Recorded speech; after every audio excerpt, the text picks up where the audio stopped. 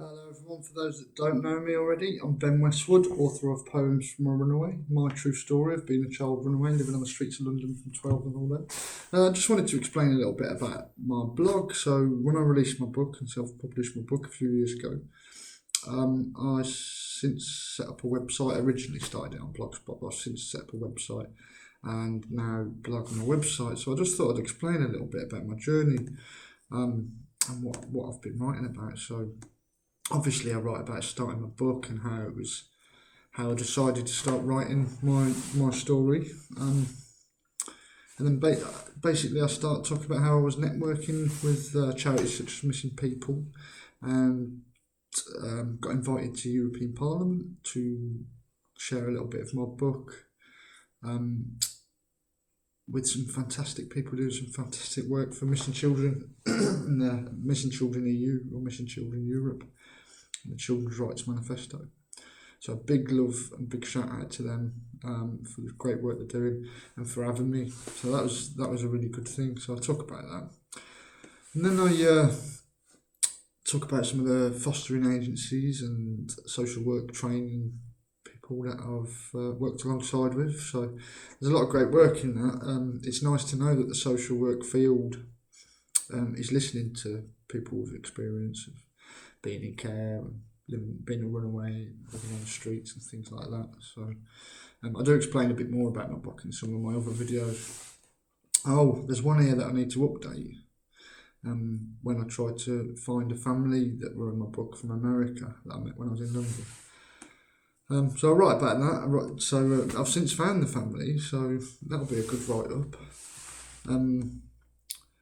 When missing children are let down by the system now, that was kind of me writing about how I feel that we're not keeping our eyes open enough to look out for runaway children. I can't believe that from the age of 9 I was able to just convince everybody I was like 17, 18. I really was. I was able to hitchhike across the country from 12. I was able to get into day centres, which actually kind of in some ways saved me. But not many people questioned if I was a child runaway. Maybe I was just good at staying undetected. Don't know. But since doing these talks and things like this and blogging and stuff like that, I was very fortunate to be invited to a conference in Liverpool with like 270 odd other care leavers and loads of social workers, all banded together to change the system, and a lot of people doing a lot more harder work in that regards than me. I'm just doing the little I can to raise awareness of from my perspectives and how I feel that the system could have been better from my experience, and also shed light on some of the trauma. So check that one out, because that was a great day, especially if you've ever spent any time in care or you grew up in care like myself. Or, a lot of people grew up in care from a very young age. I was fortunate that it was only from around 10 years old. And then I talk about my book, Welcome To Leatheton, which is here. I'll just click back on the camera screen. So this is Welcome To Leatheton. This is a book I've written since. It's fictional, but it does actually talk about children in care a little bit. It's a fictional poetry, gritty book, which I'm going to talk about more in another video. But if you're quite liberal-minded or you're quite open-minded and you've got a sense of value in the community, then have a little, and you understand the diverseness and stuff like that, then definitely check out Welcome To Leatheton, especially if you like short stories. And it is fiction, but it's based on real life, and it's based on real people's problems. So I'll talk about writing that and how runaways are still featured and how some of the characters are still featured. Some of the characters are based on real people I've met, was what I meant to say. Excuse me, I'm not starting this video again. So You're Thinking About Fostering is another blog I wrote. I wanted to explain to foster carers that you've got to be in it for the right reasons, and I don't think many foster carers are in it for the wrong reasons, to be honest. And but some, and I think even some that are well-meaning, might forget that it's not easy, but it's really rewarding. We're definitely not a pay packet. We're definitely not an easy way to make a quick buck. I say we, I'm 35-year-old, I don't know, but when I say we, I guess I'm talking about the children who growing up in care today. Obviously there's a lot of adverts and stuff out there say you can earn so much per week, and that's great, and obviously people need foster carers and you can earn money, but this article is all about being in it for the right reasons and knowing a little bit more about what you're getting into, knowing that you're getting into something where children are actually got a lot of trauma and things like that. Anyway, I won't yap on, just check that one out now. So you're thinking about fostering. I think that was one of my best blogs, to be honest. Meeting Nicola Sturgeon, that was cool, along with the Who Cares Scotland team, who I previously met in Liverpool at the Care Experience conference. So got some cool photos, and I've read some of my poetry as well as some other people. Some great people I know from the Who Cares Scotland team. Big love to you all. Jeanette and Dave and all the rest, Charlotte and yeah, everyone else there. So yeah, man.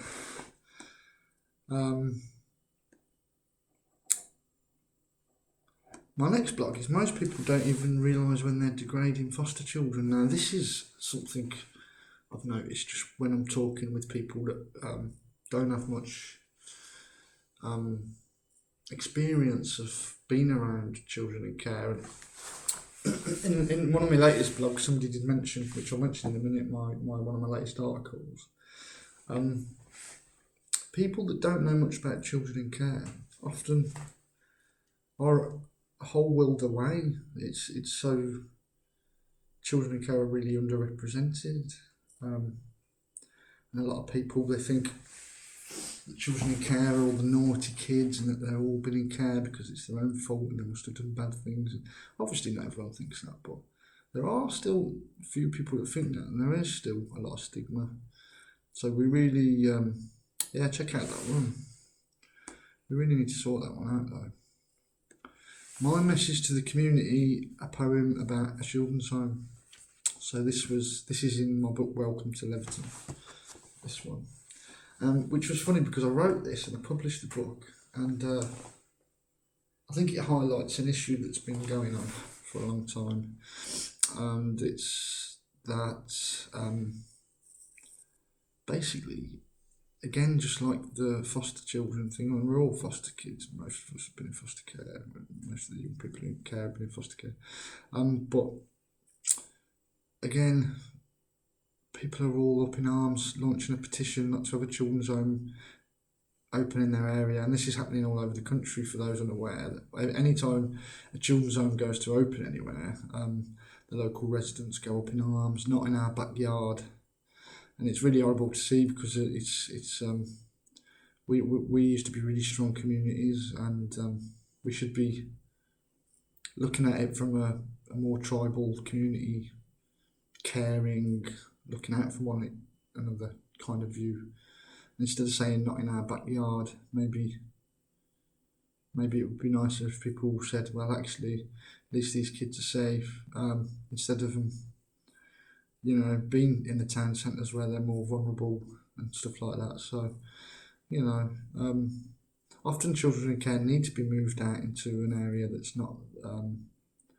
It's funny because it's two things, you need your connections. So children need their connections, so not too far out. But some children need the break, some young people need the break away from the town life they know because they've been involved in stuff, county lines and stuff like that. And it's just a shame that people too often launching petitioning against the council saying we don't want these children in our backyard, and young people, they are young people, they're not much children, I guess, in children's homes or what.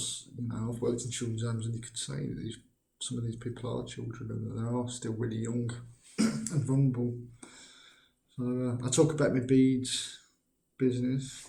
If you don't know about my beads already, I've got all kinds of different designs. I've got a bead video. Let me just click on my camera. Check out these. I've got all kinds of different designs. I won't go on for ages with these. I talk about my blog, and when I started setting these back up again this year, I've got all kinds of different designs. I'm handmade the beads myself and all that. So there's another video where I show you a few more of those. Thanks to anyone who supported me by that, by the way. And some of my music, if you go onto the free downloads blog, you can actually just have a listen to some of my tunes and stuff. How did a 13-year-old child live out rough in central London and go unnoticed? Again, this is me writing with a bit of a chip on my shoulder, I guess, at the fact that why did I go unnoticed, and why was I able to live in the middle of London under the most CCTV'd place in the country or in the world? And why was I able to do it for so long and be there, missing but in plain sight on Piccadilly West 1, where people were, maybe it was because I was good at blagging at such an early age, but still it makes me wonder, and I wonder as a society if we could do better at helping missing children, because my experience was, it almost felt like to a degree that I was largely left at it. And people didn't come looking for me that hard. That's the reality. That's nothing to put anyone personal in my family life, because the authorities have got the resources and the money. Not always, but there was no evidence of anybody spending a day in London to see if they could find me. Apparently, there was some members of my family came once or twice, I think, to look for me and stuff.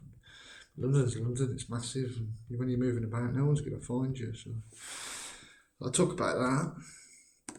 And then my latest blog. Oh, sorry, no. Yeah, one of my latest ones, which is what is the care review and what are some people saying about it?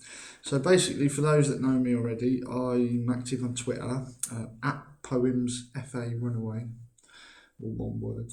Or if you just type in poems from a runaway, you'll find me on Twitter. But yeah, so there's a lot of people on Twitter talking about this care review, and what the care review is a lot of people are saying they're not happy with it, and it won't happen again for a long time, so it needs to be a thorough and proactive and realistic and genuine care review. And I think a few people are worried that that's not happening. A few people are worried that it's being watered down, that it's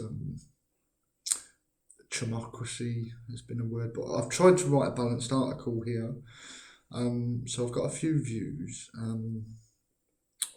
By no means have I got any views from a cheerleader for it, but just a few different angles from people that have been discussing the care review on Twitter and what some of their concerns are about it, and or what they think, you know, if they think any good will come of it, then what if? But yeah, it's a very controversial subject, so check it out on my blog. I'll put the link to my blog in the description. Yeah, and you can find out my other stuff, my book stuff, at benwestwooduk.com. If you want the blog, just put / there, write blog after it, simple. But I'll put the link below. Stay safe, everybody. Have a great one. Bye bye. Big love.